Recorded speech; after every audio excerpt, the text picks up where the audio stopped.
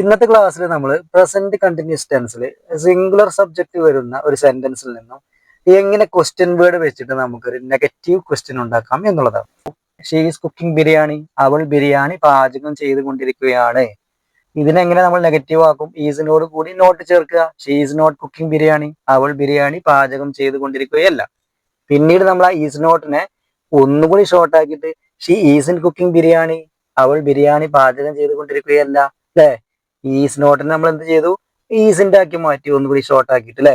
She is in cooking biryani. പിന്നീട് നമ്മൾ ഇതിൽ നിന്നും എങ്ങനെ നെഗറ്റീവ് ക്വസ്റ്റ്യൻ ഉണ്ടാക്കിയത്?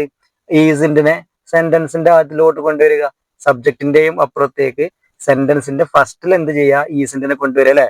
ഈസിൻ she cooking biryani, ഈസിൻ she cooking biryani, അവൾ ബിരിയാണി പാചകം ചെയ്തുകൊണ്ടിരിക്കുകയല്ലേ, അവൾ ബിരിയാണി പാചകം ചെയ്തുകൊണ്ടിരിക്കുകയല്ലേ എന്നുള്ളത് നെഗറ്റീവ് ക്വസ്റ്റ്യൻ ആയി. പിന്നീട് എങ്ങനെയാണ് നമ്മൾ ക്വസ്റ്റ്യൻ വേർഡ് വെച്ചിട്ട് നെഗറ്റീവ് ക്വസ്റ്റ്യൻ ഉണ്ടാക്കുന്നത്? ക്വസ്റ്റ്യൻ വേർഡ് നമ്മൾ സെന്റൻസിന്റെ ആദ്യത്തിൽ ചേർക്കുക. ഈസിന്റെയും അപ്പുറത്ത് അഥവാ സെന്റൻസിന്റെ ആദ്യത്തില് ക്വസ്റ്റ്യൻ വേർഡ് ചേർക്കുക. വൈ എന്നൊരു ക്വസ്റ്റ്യൻ വേർഡ് ചേർക്കുമ്പോൾ എന്തായി?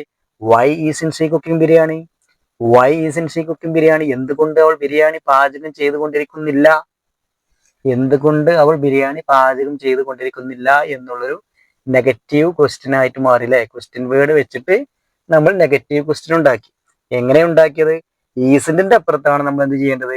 ക്വസ്റ്റ്യൻ വേർഡ് വെക്കേണ്ടത്. എങ്ങനെയാണ് ഈസിൻ ഷീ കുക്കിംഗ് ബിരിയാണി കിട്ടിയത് എന്നുള്ളതും നമ്മൾ പഠിച്ചിട്ടുണ്ടല്ലേ? പിന്നെ മുന്നത്തെ ക്ലാസ്സിലൊക്കെ നമ്മൾ വ്യക്തമായിട്ട് ഓരോന്നും പഠിച്ചിട്ടുണ്ട്. ഈ ഓരോ സെന്റൻസുകളും എങ്ങനെയാണ് വരുന്നത് എന്നൊക്കെ വ്യക്തമായിട്ട് നമ്മൾ പഠിച്ചിട്ടുണ്ട്.